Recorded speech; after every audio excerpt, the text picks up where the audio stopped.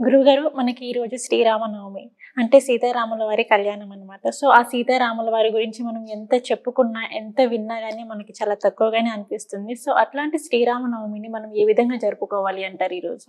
తప్పకుండా తల్లి. ముందుగా శ్రీ మహాగణపతి దేవతాభ్యో నమః. చూసే వీక్షబంధువులకి నమస్కారం. జై శ్రీరామ్. మొన్ననే మనకి అయోధ్యలో బాలరాముడి ప్రాణ ప్రతిష్ఠ జరిగింది. రామ్లాల్ విగ్రహ ప్రతిష్టాపనం జరిగిందమ్మా.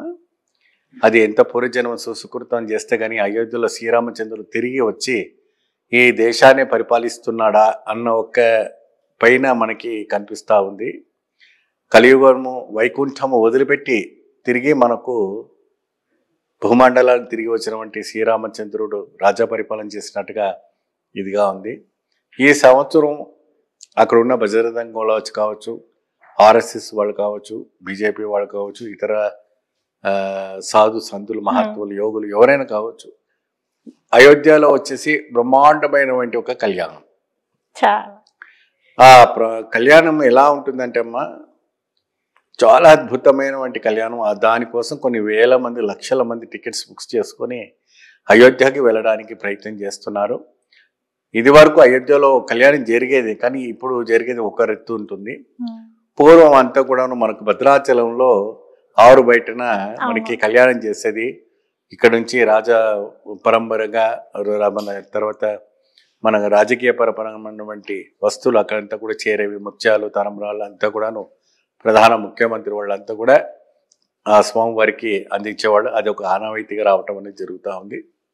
ఇప్పుడు అదే విధానంగా ప్రధాన మోడీ కూడాను అయోధ్యలో శ్రీరామనవమికి కూడా స్వామివారికి తరంబరాలు, ముత్యాలు, అనేక రకమైనటువంటి పట్టు వస్త్రాలు కూడా ఆ స్వామివారికి కూడాను ఇవ్వటానికి ఏర్పాటు చేస్తున్నట్టుగా తెలుస్తూ ఉంది.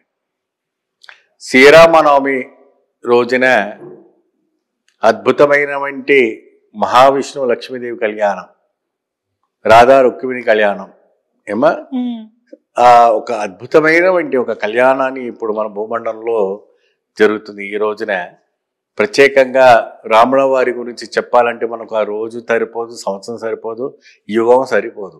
అంతటి మహోత్తముడు, ఉత్తముడు, మహాజ్ఞాని. రామ మాట ఏది కూడా తిరిగి ఉండదు అంటారు.